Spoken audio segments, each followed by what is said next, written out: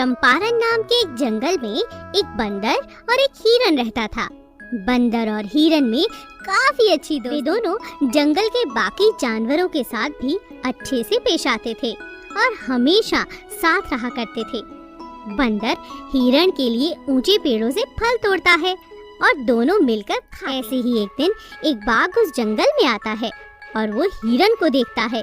हिरन को देखकर बाघ को उसे खाने की इच्छा होती है।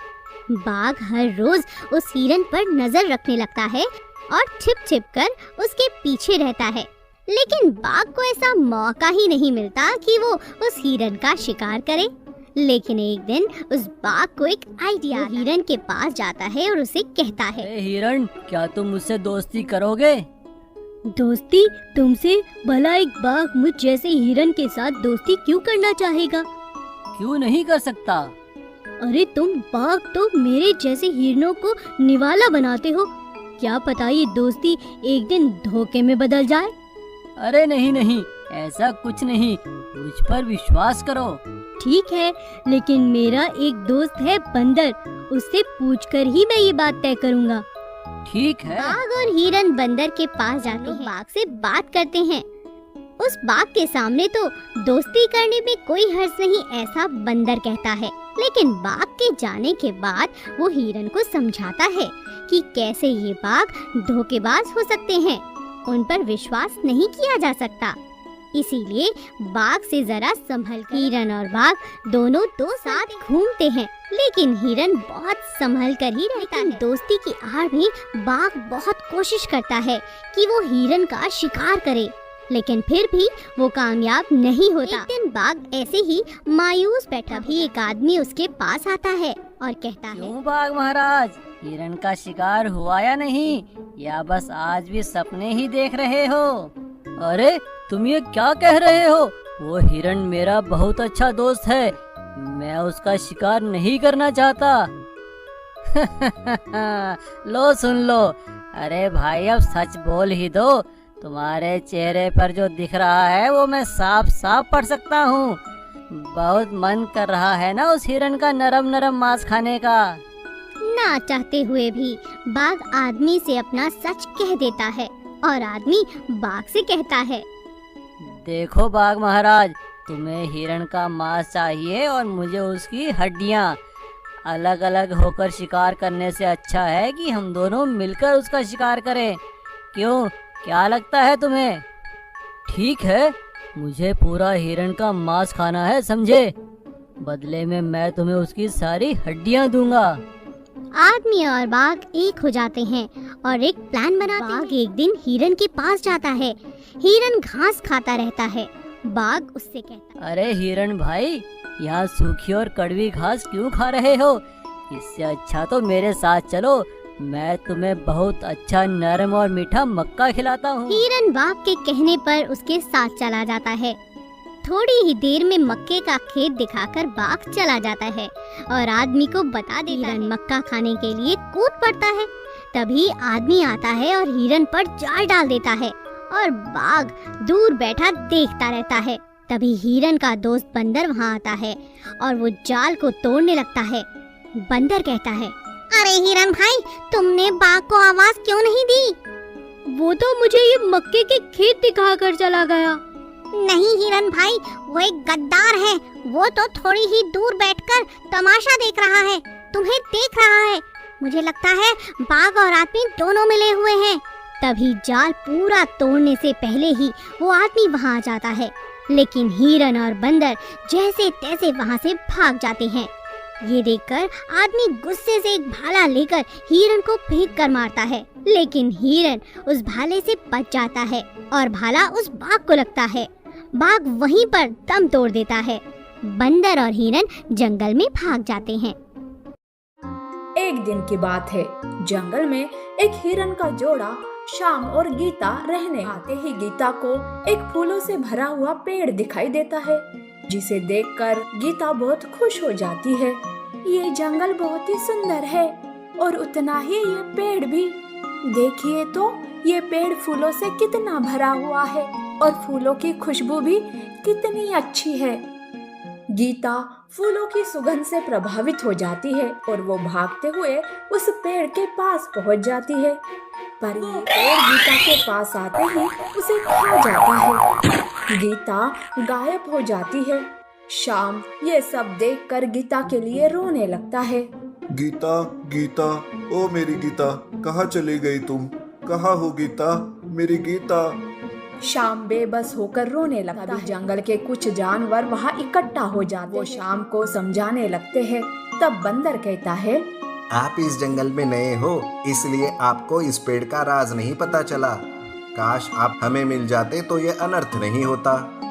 कैसा राज? क्या ये पेड़ कोई भूतिया पेड़ है क्या?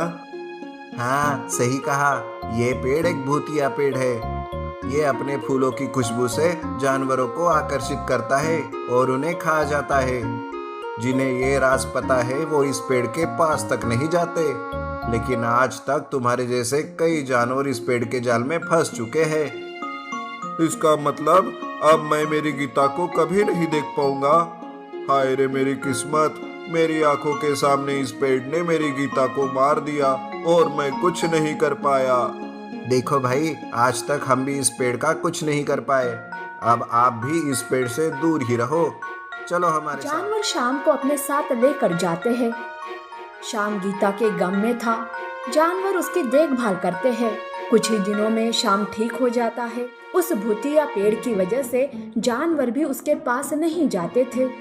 इसीलिए शाम जंगल में रहकर आने जाने वाले जानवरों को पेड़ के पास जाने से रोक। ऐसे में एक दिन वो भूतिया पेड़ बंदर के बच्चे को भी खा जाता है। बंदर रोते हुए कहता है, मैंने मेरे बच्चे को कितना समझाया था कि वो इस पेड़ के पास ना जाए, पर उसने मेरी बात नहीं सुनी और देखो क्या हो गया। बंदर, अगर बड़े उस पेड़ से प्रभावित हो सकते हैं तो ये मासूम बच्चे हैं, भला हम उन्हें कैसे रोक सकते हैं? बंदर, अब तो कुछ ऐसा करना होगा ताकि इस पेड़ का खेल हमेशा हमेशा के लिए खत्म हो जाए। सुनो बंदर, क्या तुम कोई उपाय जानते हो क्या? तुम्हें कुछ तो पता होगा। हाँ, इस जंगल की सबसे बूढ़े भालू को इस बारे में कुछ ना कुछ जरूर पता। तब शाम उस बूढ़े भालू के पास जाता है और उस भूतिया पेड़ का राज पूछने लगता है। तब भालू कहता है, नियति के खेल से भला कौन बच सकता है? ये सब जानवरों के ही कर्मों का फल है। वो सारे भूल गए, पर मुझे आज भी वो दिन याद है। क्या हुआ था? साफ साफ बताइए। दरअसल उस दिन जानवरों ने झूठा आरोप लगाया था भेड़िए पर। भेड़िया बार बार अपनी सफाई दे रहा था, पर किसी ने कुछ नहीं सुनी और उसे जान से मार डाला। तब भेड़िए ने मरते हुए यही कहा था, मैं छोड़ूंगा नहीं तुम सबको, मैं मरकर भी जिंदा रहूंगा और किसी को शांत नहीं रहने दूंगा। भेड़िया शरीर से तो मर गया, पर उसकी आत्मा उस फूलों के पेड़ में समा गई। उस दिन से ये सब खेल शुरू हो गया।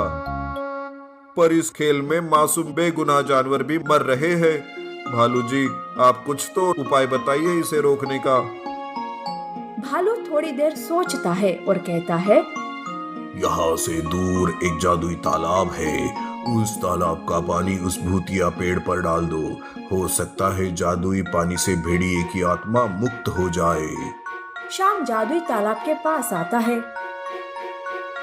उस तालाब का पानी लेकर वो भूतिया पेड़ के पास आता है और वो पानी पेड़ के जड़ों में डाल देता है। तब भेड़िए का भूत उस पेड़ से धुआं बनकर निकल जाता है। सारे जानवर ये देखकर खुश हो जाते हैं। तब शाम कहता है, देखो साथियों, हमें किसी के साथ बुरा नहीं करना चाहिए, वरना उसकी सजा हमें इस तरह से भुगतनी पड़ती है। इसलिए किसी पर आरोप करने से पहले 100 बार सोचना चाहिए। इस तरह से शाम भेड़िए की बात रखकर उसे मुक्ति भी देता है और जंगल से खतरा भी टल जाता है। जंगल से कुछ दूर पर एक तालाब था। उस तालाब में कछुआ और बतख दोनों अच्छे दोस्त थे और एक साथ ही रहते थे। एक दिन बतख कछुए से कहता है, दोस्त, मैं तुमसे तेज भाग सकता हूँ। बतख की बात सुनकर कछुए ने कहा, अच्छा, तो मैं तुमसे भी तेज भाग सकता हूँ। तो ठीक है, हम इस पानी में एक प्रतियोगिता रखते हैं। पहले हम दोनों में से जो भी उस पार किनारे पहुंचेगा वही जीतेगा। इस तरह बतख और कछुआ प्रतियोगिता रख लेते हैं और प्रतियोगिता में कछुआ जीत जा। कछुआ बतख से कहता है, देखो, मैंने तुमसे कहा था मैं तुमसे भी तेज भाग सकता हूँ। कछुए की बात सुनकर बतख कहता है, ये पानी है ना, इसलिए तुम तैरते हुए भाग गए। इस बार हम पानी से बाहर जाकर प्रतियोगिता रखते हैं, तब देखेंगे कौन जीतता है। ठीक है, तो तुम्हारी ये ख्वाहिश भी पूरी कर देता हूँ। जमीन पर भी मैं ही जीतूंगा। दौड़ की प्रतियोगिता शुरू करने से पहले बतख दौड़ने लगता है। कछुआ धीरे धीरे दौड़ रहा था। तभी रास्ते में भालू आता है। बतख भालू को देखकर एक पेड़ के पीछे छुप जाता है। भालू अपने पैर से कछुए को पकड़ लेता है। तब कछुआ भालू से कहता है, तुम मुझे छोड़ दो। मैंने तुम्हें खाने के लिए पकड़ा है, ना कि छोड़ने के लिए। तभी कछुआ होशियारी से भालू से कहता है, तुम मुझे नहीं खा पाओगे, क्योंकि मैं पानी से बाहर आने की वजह से सूख कर सख्त हो गया हूँ। अगर यकीन नहीं होता तो मेरी पीठ को दबा कर देख लो। भालू कछुए की पीठ को दबा कर देखता है। सही में ये तो बहुत सख्त है। अगर इसे खाऊंगा तो मेरे तो दांत ही झड़ जाएंगे। तभी कछुआ भालू से कहता है, मुझे पास के तालाब में ले जाओ और मुझे पानी से भिगा दो, तभी मैं नरम बन सकूंगा और फिर तुम आराम से मुझे खा सकोगे। भालू ऐसा ही करता है। कछुए को तालाब के पास ले जाता है। भालू कछुए को पानी में डुबोता है, पर भालू अपना पैर कछुए पर से हटाता नहीं। तब फिर कछुआ भालू से कहता है, मैं सब जगह अच्छे से भीग गया, लेकिन जहाँ पर तुमने पैर रखा वहाँ मैं अभी भी सख्त हूँ। ये सुनकर भालू अपना पैर हटा लेता है। जैसे ही भालू अपना पैर हटाता है, कछुआ तुरंत तैरता हुआ पानी में दूर निकल जाता है। ये कछुआ तो बहुत होशियार निकला। इसने बहुत चालाकी से अपनी जान बचा ली।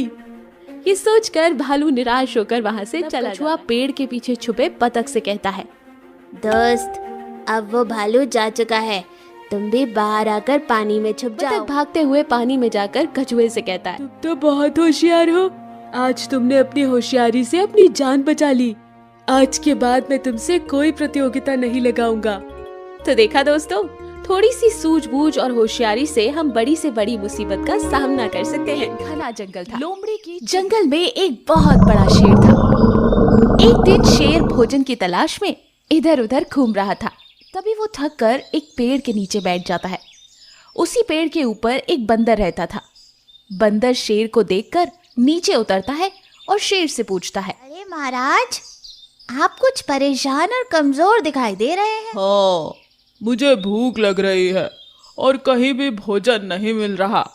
मैं भोजन की तलाश में घूम घूम कर थक चुका हूँ। महाराज, मेरे पास कुछ फल है, अगर आप खाना चाहो तो मैं आपके लिए लेकर आ सकता हूँ। हाँ, जाओ जाओ, मुझे आज बहुत भूख लग रही है। फल ही खाकर अपना पेट भरूंगा। बंदर शेर को फल लाकर देता है। शेर फल खाकर बंदर का शुक्रिया अदा करता है। तुम्हारा बहुत बहुत शुक्रिया, तुमने मेरी भूख मिटा दी। आज से तुम मेरे साथ रहोगे। उस दिन से शेर और बंदर दोनों साथ ही रहने लगते हैं। दोनों साथ जाते हैं, बातें करते हैं। पूरा दिन एक अच्छे मित्र की तरह बंदर और शेर साथ ही रहा करते थे।